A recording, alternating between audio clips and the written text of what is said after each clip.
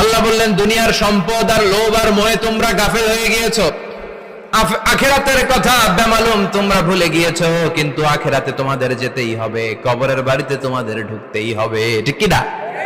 যেতেই হবে। আমরা ভুলে যাই।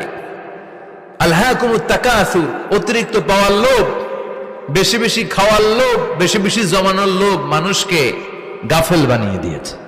এটা মানুষের স্বভাব। আরো চাই, আরো চাই, এই স্বভাবটা আছে না নাই?